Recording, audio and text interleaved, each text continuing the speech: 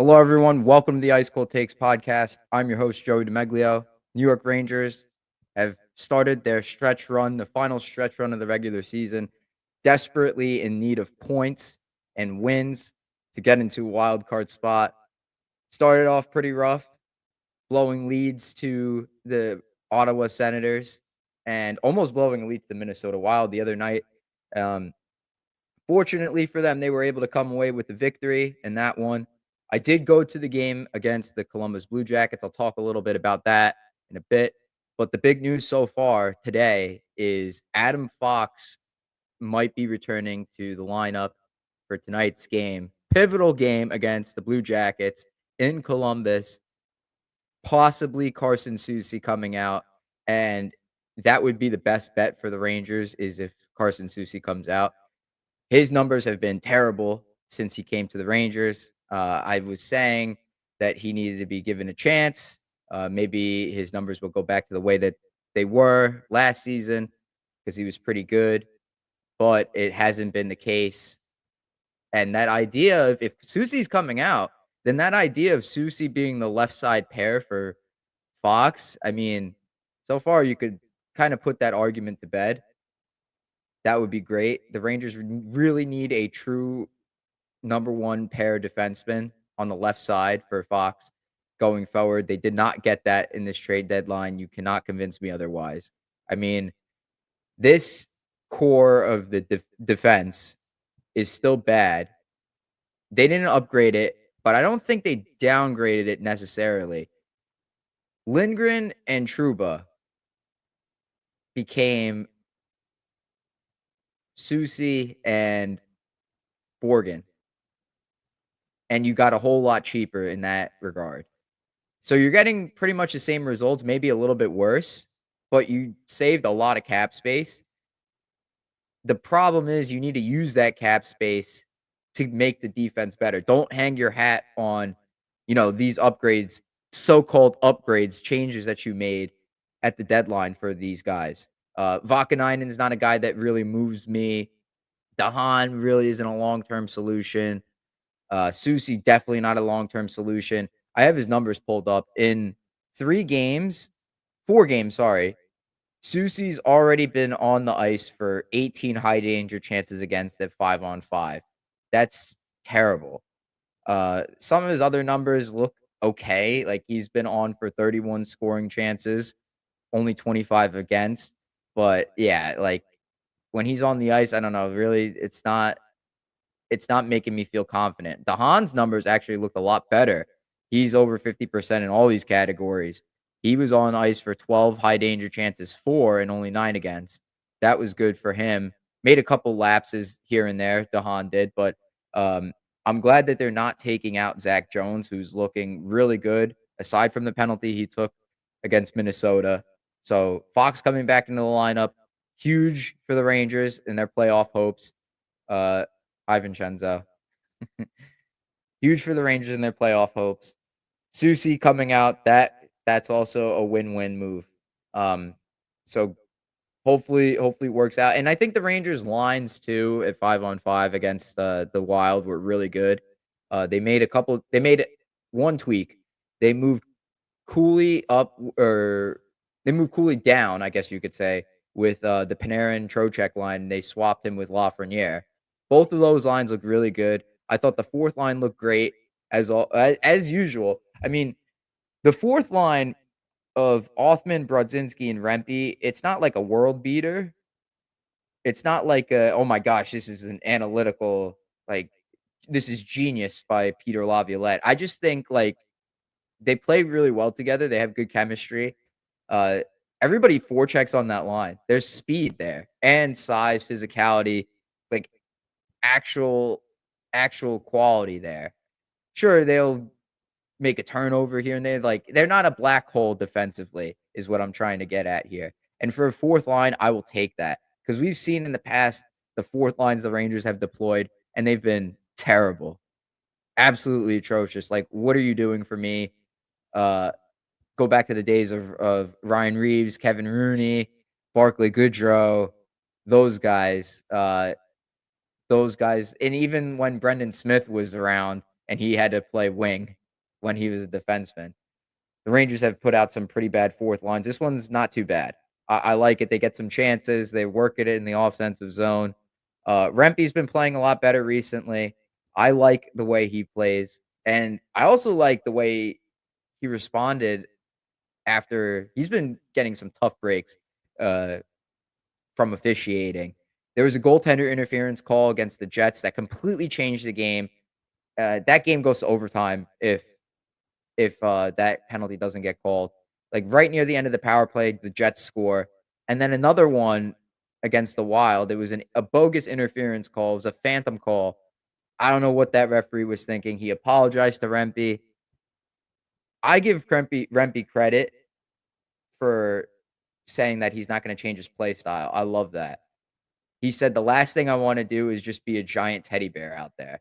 I love that. Yeah, stay true to your game. Just keep everything clean. Don't do stupid body checks, like, don't get suspended, stuff like that. Don't do that, and you're good to go. I like the way he's been playing. I love the effort he puts in, and in a season that is been as lost as this season has been for the Rangers, I can't ask for much more. I love that. I love the way Rempe plays. He's not the best player, but I like his effort. I love it. I think he needs to be staying in the lineup. Good on Peter Laviolette to continue playing him. After he took that penalty, he got an assist on the go-ahead goal Brodzinski had. Awesome. That's the best way to make up for it. Jones did most of the work there, and Brodzinski sniped it. Brodzinski's been playing really well too. I also agree with the decision to keep Parsonen out of the lineup, leave Brodzinski in there. He's fast. He's playing he's playing the best he can right now. I think he gives the Rangers the best chance to win. The Rangers don't have many options aside from Nicholas Alvé-Kubel. It's a bit of a risk putting Sam Carrick as your 3C. That's where I think you might wanna flirt with the idea of calling Aubé-Kubel up.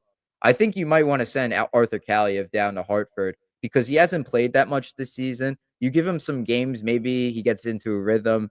Who knows? Maybe you bring him back next season. The guy is just way too slow. I like his shot. I don't think he's fast enough. If he adds speed to his repertoire for next season, I think the Rangers should consider bringing him back, but for right now, he doesn't have a place on the lineup. In other news, Jonathan Quick signed a 1-year extension. Yes, he's coming back for his age 40 season, $1.55 million. That's cheap. He deserved it. He earned it. Um, the Rangers have left their goalies out to dry all season, and he's had a few performances where he's turned back the clock and looked incredible. And then there's been a few performances where it's not so much. And that game against Columbus last weekend is a prime example. Interestingly enough, I went to 2 games that looked similar. They played out kinda similarly. The Rangers played the Kraken earlier in the season on a Sunday. I went to that game, Quick was in goal, and they lost 7-3. They were up 3-1 in that game, and they allowed 5 unanswered it was 7-4. I forget what the score was. 7-5? 7-5, I think it was the final score. Yeah. They allowed, like, 5 unanswered goals. It just seemed like every chance they gave up found the back of the net. Same kinda deal against Columbus last Sunday. You know, the Rangers go down 3-1 this time, and they go take a penalty and score 2 shorthanded goals to tie it, and I was going crazy. I thought they were back in the game, thought they had all the momentum. After that, the game just completely flipped. It was not good enough for the Rangers. Columbus, every chance after that, found the back of the net. They had all these crazy high danger chances. I wanna pull up how many. The Rangers defensively have been terrible since the trade deadline. A little bit better against the Jets, a little bit better against, the Wild, but still not nearly good enough. 13 high danger chances against at 5 on 5. I mean, I think they got outscored 5-1 at 5 on 5 against the Blue Jackets at least. The way that game played out, very similar to that game earlier in the season against the Kraken, where it looked like they were back in the game. It looked like they were coming back, and then just everything went wrong all at once. So Quick has been up and down this year, but I do think keeping him around, especially with all the crap that went on in the locker room, I think that's a good thing to have for next season. Um, One other thing I wanted to point out, Will Cooley should win the extra effort award this year. Uh, I don't even think it's close. I think the next closest guy is Sam Carey. That's how good I think, Will Cooley is. None of the other guys, Kreider, Zibanejad, Panarin, the regulars, Trocheck, nothing. Will Cooley above and beyond the Call of Duty. That's a big one there. Um, Cornerstone for the Rangers in the future. So I think he needs a contract in the offseason. Rangers shouldn't have an issue doing that. Lock him up. Don't bridge him. Lock him up. Like get a nice contract there. You'll save some money, and you won't have to worry about it in the future. Getting onto the games that the Rangers played since the deadline, crucial games they dropped. The first one being the Ottawa Senators. That is quite the disappointment. I mean, I don't know what else to say. You're up 3-1 in the third period with less than 10 minutes to go against the team you're chasing in the standings, you're fighting with to get that wild card spot, and you don't come away with the victory. You don't close that one out. You leave your goalie out to dry. Just the same old Rangers. It's the same formula, rinse, repeat. You score a couple goals, couple timely goals. You sit back in the third period, watch as Shesterkin makes huge save after save, rinse, repeat. It works until it doesn't. And I've said it before on the show. I don't think the Rangers are going very far unless they change that formula. They've been exposed all season. It's been a tale of two halves for the Rangers this season. The first half was, aside from like the first 6 games, the first half was like a lack of effort. Yeah, they started off 12-4-1. The goaltending got them half of those victories, I would say. Lack of effort in the first half. The second half, after they make the trade for JT Miller and iron out all the crap in the locker room, they're trying, right? Like they get off to that really good start in January, then they make the trade for Miller. But even though they're trying, they're just not that good. They're being exposed. The defense is nowhere near what it was last season. And yeah, last season at times, a lot of the time actually, the defense was sus. Not that good. But it was a whole lot better than what we're getting this season. You can't tell me otherwise. This season's defense is the worst I've ever seen. They can't break the puck out. They can't make passes. They give up so many chances. It's like they're just skating in quicksand. I want to get Corey Snyder back on the show next week. Maybe he has some stats to back up my claim here, but I think the Rangers defensively have gotten significantly worse than what they were last season. Last year was bearable. This season, not so much. And they were bad off the rush, defending the rush last season. They're even worse this year, believe it or not. So they dropped that crucial game to the Senators, and then that game against the Blue Jackets, when you think they're coming back, they get the game even. This team plays, I don't understand it, man. 4-on-5 is just so much better than 5-on-4. I saw a couple people saying that the Rangers should switch their defensive scheme to model their penalty kill at 5-on-5. I don't disagree with that. Man, uh, it's kinda hard to look at, like, 4-on-5 penalty kill numbers. I don't know how to read that, um, because the alright, here, their expected goals against, alright, never mind, no, I'm looking at it wrong. Because 'Cause you're expecting the opposition to get chances. They outnumber you, but it's just, like, it's so bad, their 5-on-5 compared to their 4-on-5. They don't give the opponent anything. I mean, the way they've played the penalty kill all season has been their saving grace. That's the only reason they're fighting for a playoff spot is because they're so good shorthanded. They lead the league in shorthanded goals with 13. Yeah. Every year, I feel like the Rangers penalty kill just gets a little bit better. So, if the Rangers are thinking of making any coaching changes in the offseason, I think you gotta keep whoever runs the penalty kill. Get rid of everybody else if you have to, but keep the guy who runs the penalty kill. I don't know who that is. Maybe that's Dan Muse. I'm not entirely sure. Maybe someone in the chat could chime in on that. Um, Phil Housley should go though. The defensively is terrible, terrible. I'd like to see what would happen if the Rangers shifted to like a zone type of coverage in the defensive zone at even strength. See what happens there. Keandre Miller does look a lot better though recently, I have to say. He's made some nice plays in the offensive zone. The Rangers' first goal against Minnesota, he had a nice it was almost like a fake shot. It looked like he was gonna shoot it, but then he passed it into the slot, and Trocheck had the grade A chance and buried it. And then he made a similar play in another game. I wanna say it was against, Winnipeg. I'm not certain, but it's very important though, in all honesty, that he finds a way to be consistent because there's a lot of talent with him, and the Rangers don't have much else on defense. I'm not moved by the changes that they made. Not moved by Vakanainen, like I said. I'm not moved by Susie. Dahan, not so much. Maybe Jones could be a piece of the future. The Rangers need Keandre Miller to be a cornerstone. His biggest issue and the biggest issue of this team is consistency. He needs to continue to put this together. Like, the way he's been playing, I could live with that.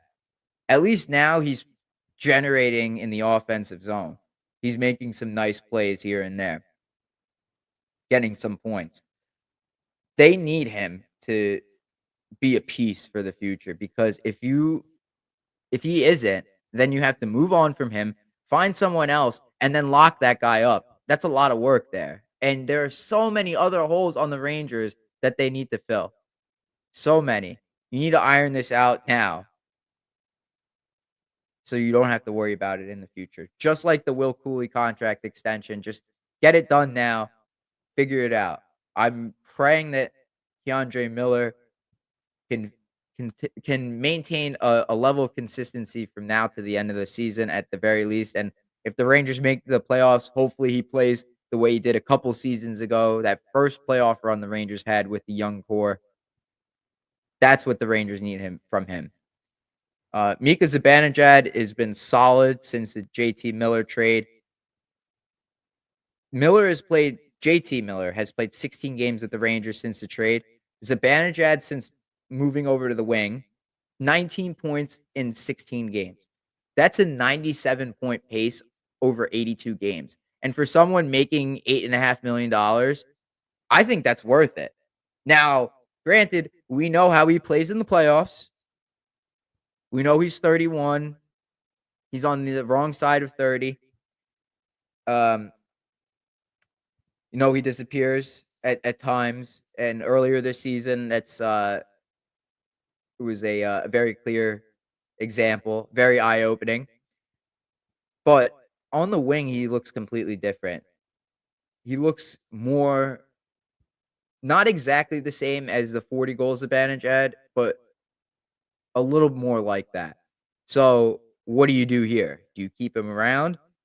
I kind of want to see the Rangers make the playoffs and see how he performs in the playoffs before I make a decision there.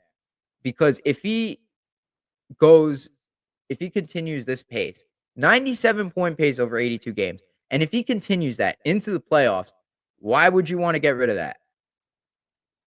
I mean, you would just be making another hole for yourself unless you're confident that you could find a replacement. Like if you think JJ Peterka is coming to the Rangers in the offseason, if you're going to offer sheet him, which I don't think is going to happen. I don't think our offer sheets are realistic because I've always said NHL GMs are stupid and they won't do it. Every insider always says, "Is this the year of the RFA? This is the year of the offer sheet," and it never happens. I don't think the offer sheet is happening. If anything, the Rangers will trade for Peterka. That's like the only replacement option available, or Brady Tkachuk, obviously, but I don't see that happening. Um, but if he's doing if he could continue a 97 point over 100-point pace for 82 games, I mean, for $8.5 million, that's kind of a steal. I know he's got issues, like, performance-wise in the past, like, he's dropped the ball. Maybe you wanna get out from that contract now, but if he's playing well with JT Miller, why create another problem for yourself? I don't know, just an idea. I'm not for it, and I'm not against it either. I just wanna keep an open mind here. If you do float him out though as a trade, you're definitely gonna get more value back, seeing as the production has increased since JT Miller came. Maybe another GM will be like, "Ooh, okay, 100 points. He could do 100 points in 82 games. Yeah, $8.5 million. This is a good contract for me. I'll take on that salary with no retention. That would be huge, and you might be able to get some more value back. Jory could work some of his magic uh, with getting value for guys that we think shouldn't be getting anything. I don't know how he does it, but he does. Um, all in all, though, I don't think the Rangers roster on paper is good enough, and I'm not sure if they can make a run. I was very much questioning that going through the third period of that game against Columbus on Sunday. They just completely collapsed. It doesn't look like a playoff team. But at the same time, you know what they're capable of. We've seen it before. It's such a weird season. We've talked about it so many times on the show. Not even on the show, like in other spots too, like on Twitter Spaces, on other shows. So many people have said that it's a weird season. How do you go from a President's Trophy winning team to a tweener team? That's ridiculous. Um, complete reversal from last year and previous years when the roster looks great on paper, should be a Stanley Cup contender, and now it's a complete reversal. This team is not good on paper. Sam Carrick's your 3C. You have Brendan Othman, who hasn't had that many NHL games on your fourth line. You have you have a bunch of, scraps for your defense. You're holding it together with, like, tape and Elmer's glue. There's so many holes on the team, yet they're still in the race. Like, when they look good, they look good, but when they look bad, they look horrible. Minnesota, that game, they look pretty good. A lot better than they have played since the trade deadline. I think that's the best game they've played since the deadline. Winnipeg, they kept themselves in the game. Stupid officiating cost them that game, but again, not enough. If you wanna, like, win the Stanley Cup, that's a team you're gonna have to beat. But if you wanna make the playoffs, I mean, yeah, I could accept a losing to them. Uh, it's just if you're holding out hope for a Stanley Cup, I don't know. I don't know, man. It's gonna be rough. I hate to break it to you, it's not that year, but I want my first round pick next year. Next year's draft is gonna be, uh a deeper draft than this year's. So you make the playoffs, you trade this year's pick, and you keep next year's pick. I will take that. You don't necessarily have to go far. You could be a first round exit. I don't care. I want guys like Berard, Rempe, Othman. I want Zach Jones playing in the playoffs. I want the younger guys to get the experience there. See what you have, and if they're not that good, then you move on. The defense is still an issue.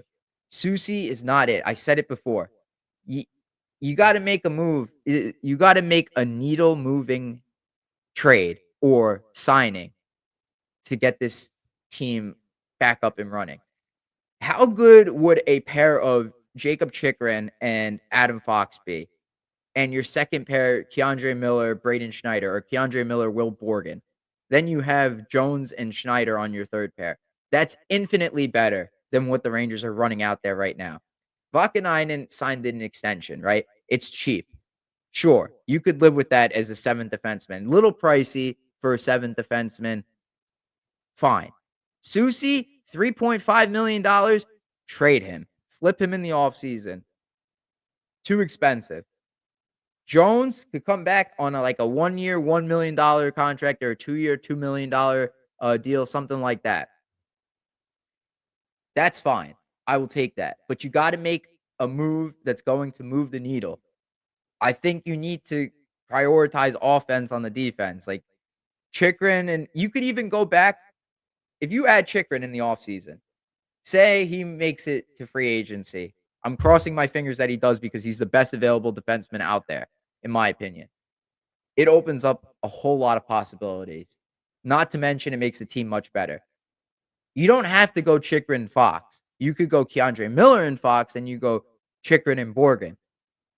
You could even put Schneider up on the top pair. I know some people have floated out that idea. Schneider and Fox. I don't know. Point is, they need a true number one left-handed defenseman complement to Adam Fox. I've said it for a number of weeks now. That should be priority number one. Next, this run, this last stretch of games that the Rangers have will show us who this core really is. If they continue to be inconsistent, it shows they still haven't figured out a way to give a 60-minute effort every night. And this goes back to problems they had a couple seasons ago in Gallant's first year as Rangers head coach. Remember the 60-minute effort discourse that we were talking about? That is rearing its ugly head again right now. It's so funny because earlier this season, I pointed out, wow, it's been a while since we said the Rangers had a 60-minute effort problem because all of last year they put their foot down.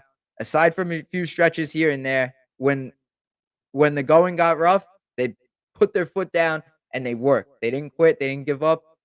They came back and won so many games. They set like a franchise record for comeback wins last year. Just all in all, a dominant team last year. This season, they've reverted back to like their old ways, old habits. And that is looking like who this core it really is. An inconsistent, stubborn group of individuals. There's still a chance, believe it or not. There's still a chance to flip the script and show us that last season was not just an overachieving season. 21-22, despite the 60-minute effort problems, they had a fantastic regular season, coming off a few seasons in a row where they didn't make the playoffs. That was an overachieving season as well. They have a chance right now to say that this court really is it. They have a chance to prove themselves, prove everyone wrong, that they're not just a bunch of power play merchants and guys that rely on Shesterkin to bail them out. They have a chance. Is it likely? No, not at all. I have like 1% confidence that they'll do it, but there is a chance nonetheless. If they find a way to go on a run and seriously clean up their deficiencies, the breakouts, defensively, relying on the goaltending, power play has to get back to where it was. Then they just might have something with this group, at least for now. I still think that they got to make some changes in the offseason. Some guys that have played here for a while need to get moved. But this idea of them going on a run is easier said than done because they have to beat some really good teams, tough teams, just to make it in. And they haven't had a good record against playoff teams all season. I believe they're 9-24 against playoff teams. It's like 10-24 against playoff teams this year. They've been underwhelming the entire season. It's hard to have confidence in them. Like I said, I have very, very low confidence, but there is a chance. They've done it before. They have. You can't tell me that they didn't. Last year, when it looked like they were going against the grain, they found a way to turn it up to 11 and push through and became the best version of themselves. They could do it again. There's still that hope there. This is a chance for the Rangers to prove everyone wrong, and that is exciting. If they come up short, it'll probably make Chris Drury's job a little easier in the offseason in terms of moves. Which leads me to the ice cold take segment. What happens if the Rangers miss the playoffs?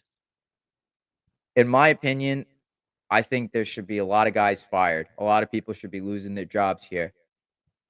I don't think it will happen, but it should. They need to find the David Stearns equivalent to run their hockey operations here. I don't think Chris Drury is the answer. He Drury is the president and the general manager. I don't think he could be both. I think there's too much on his plate.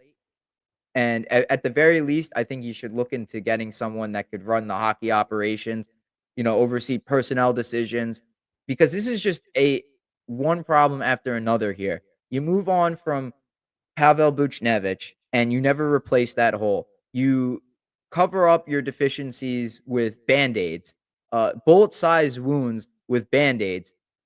You don't play any defense. You gotta make some moves here. Carson Soucy, Urho Vakanainen, they're not getting it done. These guys don't move the needle nearly enough to championship caliber defense. Uh, Someone else has to make those decisions. As far as coaching, I think Peter Laviolette, you might need to move on from him. You definitely need to move on from him if the Rangers miss the playoffs. And I think you should see what Michael Pekka looks like as a head coach because he's been coaching for a while now, not just in the NHL, in the minors. And you see the success of coaches. We had one in our system when they work their way up. Jared Bednar is an example. John Cooper, Chris Knobloch, the guy that the Rangers should have hired a few seasons ago, went to the Oilers midseason and led them to Game 7 of the Stanley Cup Finals. Why go with the retread? You keep trying it, and it's not working. Try somebody new, and you got to get rid of whoever runs the defense. Phil Housley's got to go. I would clean house there. You need new executives in that front office too. Player development, skills coach, whoever does defense, like scouts too. You got to change all that. It's not good.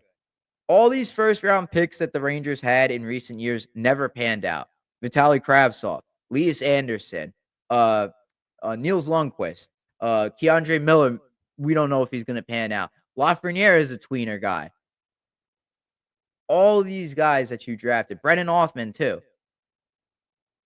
None of them panned out. And you're going to say it's all on them, every single one. You could isolate these incidents all you want. You could blame it. Okay, Kravtsov didn't want to come here. Anderson had a bad attitude. You could do that all you want. But it doesn't change the fact that none of them panned out. And that's your problem. That's because of you. So if you look back and say, "Oh, this rebuild was a failure because these guys didn't play the way that we wanted them to play," no, you didn't develop them the right way. You got to take some accountability here at the very least. You got to give me that at least. Um, you can't tell me that it's all on those guys. That's ridiculous. Now the Rangers could solve all their problems the way they always do and just ship out money, spend money in free agency over the next 2 off seasons because McDavid's might be a free agent, Eichel might be a free agent, Jacob Chikrin might be a free agent. All these guys, you could just dish out money and solve all your problems that way because you have deep pockets thanks to Jim Dolan, and you could solve everything that way. You just need to create the cap space to do it. So that means you got to move on from a big contract like Chris Kreider or Artemi Panarin or even Mika Zibanejad. That's what I think the Rangers should do if they miss the playoffs. Big changes. This is not, oh, let's run it back again. No, no, no, no, no. You don't get to do that again. The changes that needed to happen should have happened last offseason. And you never did that. You never did it. So somebody's got to go. Multiple people actually have to go. It's not just a Gerard Gallant situation where someone's got to fall on the sword. No, no, no. A lot of people should be losing their jobs here. You go 2 Eastern Conference Finals in 3 years to not even making the playoffs. President's Trophy winning team, 6 games against the Stanley Cup champions, and you don't even make the playoffs the following year. Ridiculous. That's a whole lot more than just one person losing their job to me. I'll be very upset if it's just Peter Laviolette that loses his job. I don't think the core deserves another coach. I think more changes need to be made. Personnel, on ice, off ice, everything, everything. Maybe I sound unrealistic, like I'm playing a video game or something, but that's how I feel. That's the way things are gonna move in the right direction again. Spend money and replace your executives with new guys. That's my ice cold take. Quick sip of water before we wrap it up.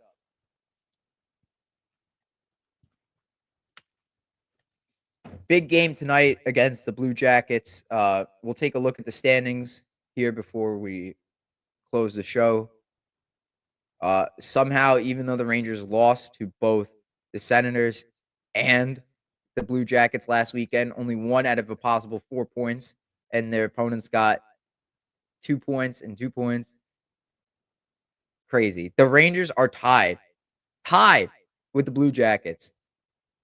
The Blue Jackets have lost 2 in a row. They had an opportunity, the Rangers did, on Tuesday to gain ground with the win against the Jets. They didn't do that. Columbus lost again. Montreal is these teams are gifting the Rangers. They're gifting the Rangers points. You got to take advantage of it, man. You should be all over that. Like the first 10 minutes of this game, the Rangers should be all over the Blue Jackets in their offensive zone, in the offensive zone. All over them. No excuses. You got to be throwing everything on net. Really take it to them. You got to win this game early. I don't know who's starting for Columbus, but whoever it is, you got to be able to beat this goal. You cannot be goalied. Throw everything on net. Get pucks deep. Listen, you got to win this game in the first period. You have to. You have to. Because I can't trust this Rangers defense to do anything. And with Fox coming back from injury, I don't know what percentage he's at. He's obviously good enough to play because he was running power play 1 in morning skate today. I don't think the Rangers could add. This could be like a shootout, like a 6-5 game. Rangers have got to find a way to find the back of the net more early and often. As soon as the puck drops, get at it. Get at it, man. Don't sit back. Don't do any of this neutral zone trap shit. Just go on the offense. Go on the attack. They've been moving the puck pretty well in the offensive zone, in my opinion. Just ram it down their throat. Pause. You got to win this game early. That's how you got to do it. That's it for me, guys. Hope you enjoyed this episode. Hopefully, I'll be back next week with the guest. And the week after that, maybe I'll get another guest. I want to bring guests back on. It's been tough for me. I got to make a new list of people I want on the show because I've cycled through every single person, big name guest that I wanted on the show, and I don't want to just get them back on again. I want new people, so I have to come up with a new list. But I hope you enjoyed this episode. Go Rangers, and I'll talk to you guys next week.